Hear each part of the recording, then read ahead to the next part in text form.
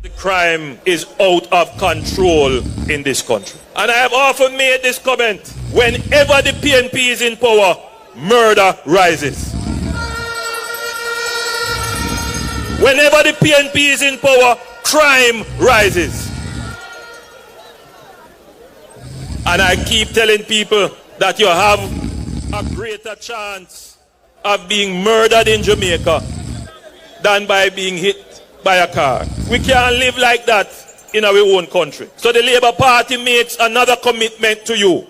Unlike the PNP, who say nothing can be done about crime, the Labour Party don't share that view. We believe that there is a lot that we can do to solve crime in this country. There is a lot that we can do to bring down murders in this country. There is a lot that we can do to make you safer in your house and in public spaces. And the first thing that we have to do is to get our policemen to feel appreciated again. The morale amongst policemen is very low. Just today, I did some research and I am told that the attrition rate in the police force is now over 800 this year. 800 policemen have decided to leave the police force. If you want to fight crime, then you have to make the crime fighters happy. If you want to fight crime, you have to make the policemen feel appreciated and motivated. And so the Labour Party makes a commitment that we will look very closely at the remuneration of policemen. We will look very closely at the condition to lead where leadership is void. I will say without any fear of contradiction that some of the greatest humanitarian ambassadors that the Jamaica Constabulary Force has ever seen emanates from the Police Federation and the rank and file cohort. And to date, let me categorically stand here and say that we are going to take back this country from the hands of criminal element. We are not going to sacrifice any more of our citizens, any more of our colleagues, because we have seen that there is a fight, there is a deliberate attempt to undermine the efficiency of the police force to ensure that criminal elements and those who have interests elsewhere, that they get their work. But hear what? The people of Jamaica must now understand whose interests we have at heart. Since I have taken over as chairman of the Police Federation, I have been calling upon our employer, our elected representatives, to appreciate, to understand, and to give reasoning, logics, and resources and reward remuneration to the members of the constabulary force. We are not begging for anything that is unjust. We are saying to the people of Jamaica, it is an indictment on those who were elected in capacities to demonstrate that they are for the people, having elected by the people, that they should not fail the people. I have seen whereas in our quest to get proper remuneration and resources to police the people of Jamaica, we are being ridiculed, ostracized, abused. We have been given so many persons as oversight. But you know what? We are not afraid of accountability. And as I promised this nation, I would never stand here and to allow for the service of the men and women to be withdrawn from the people of Jamaica. I am saying to you that we have a mechanism by those who believe that they know more than the police, who they are expecting to be the foot soldiers and the vanguards out there, who have been neglected. Our vice has not been paid due regard. To date, here is what we are going to be saying to you. 1,300 murders we cannot take anymore. 1,300 lives.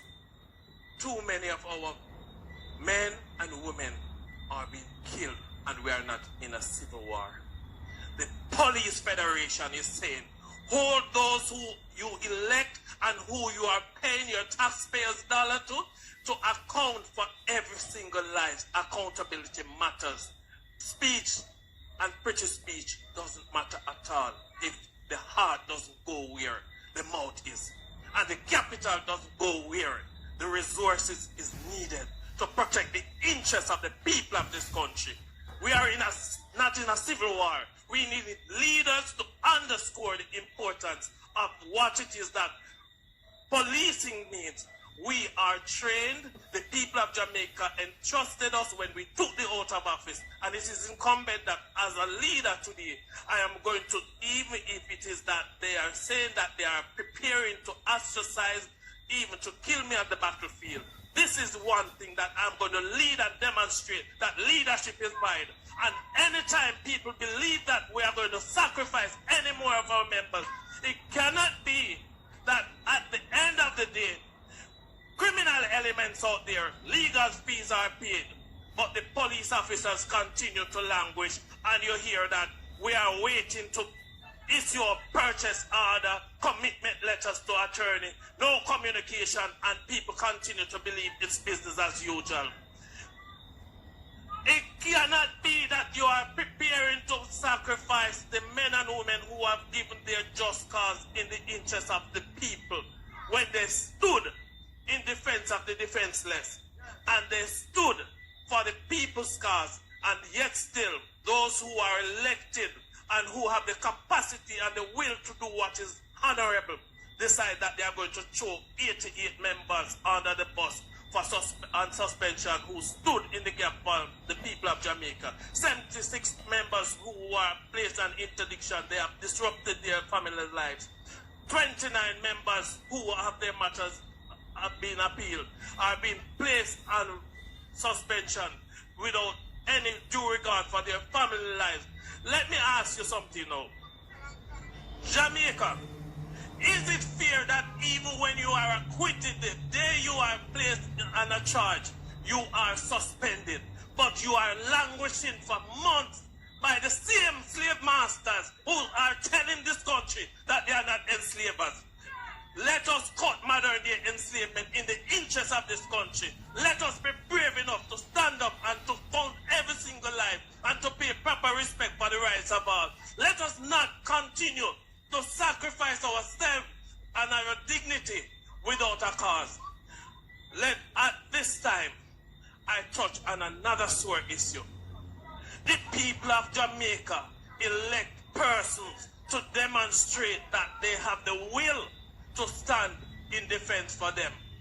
You cannot have an organization that you continue to point finger at and to say that we are a failure when you have failed in your capacity and your duties to provide the resources for these people to be safe in an environment that the police officers who are offering service, that they can do what is necessary. Yeah. All right?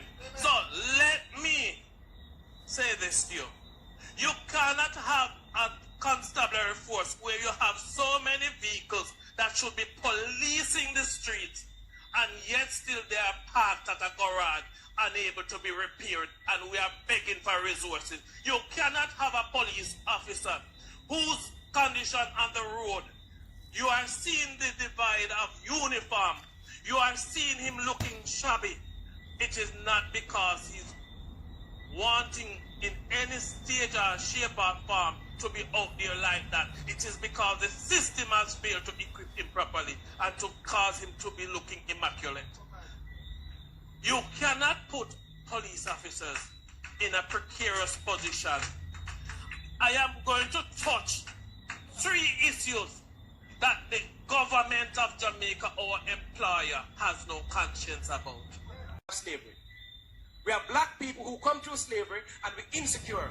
And in order to feel like you're smarty, and to pump up the little rank you get, you have to do this on somebody's head. Really? Let me say it again, since I said it so nice, I've got to say it twice. Strip yourself naked. Naked. With your big belly and all of that and whatever else you look at. Strip yourself naked and look at yourself in the mirror and like that. Like what it is you have.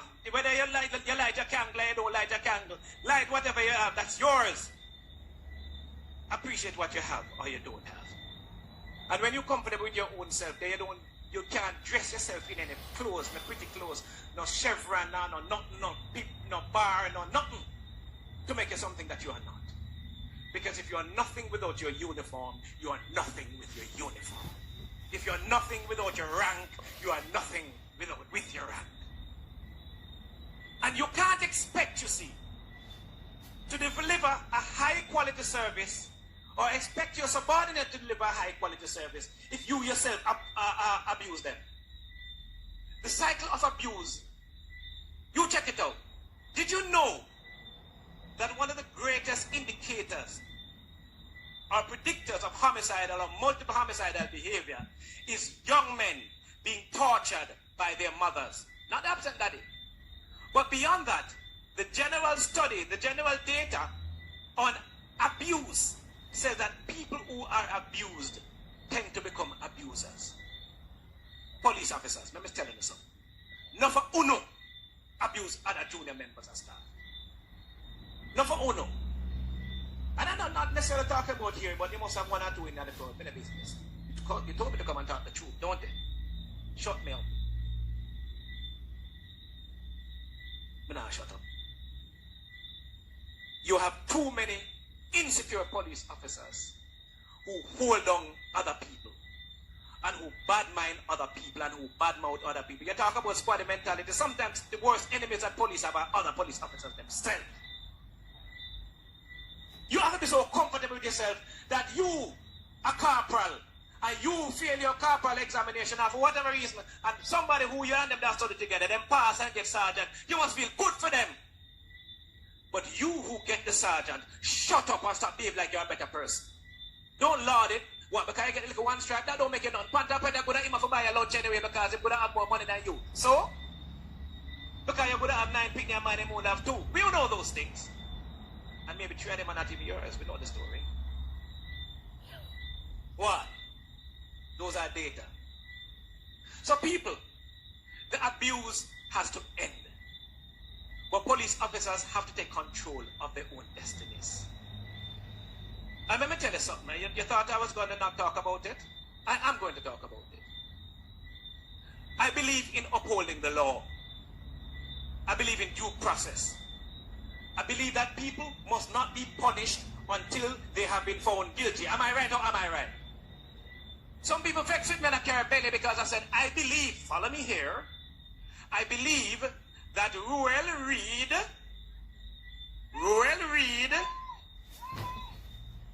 let me say, I believe that Ruel Reid should not be denied his pay until he is convicted or whatever else, until the due process has been completed. That day. Because sauce for the goose is sauce for the swan. Sauce for the dog is sauce for the puss. Dog, see. You know the rest of it. Follow me. So I don't have a problem with a man. Never mind the fact that it looked like it's an egregious crime he committed.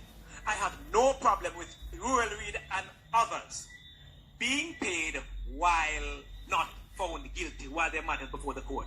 But we want the 80 police officers who are dead wrong. Okay, let me say it again. I want my police officers who have not yet been found guilty, who are still fighting their cases, to be paid. What do you expect them to do? To death for hungry? Or to have them boyfriend or sister? I mind them? And I mean the men. What do you expect? You're going to create a self-fulfilling prophecy. Because if you push somebody to the edge and him can't feed him pick to them while him trying to declare himself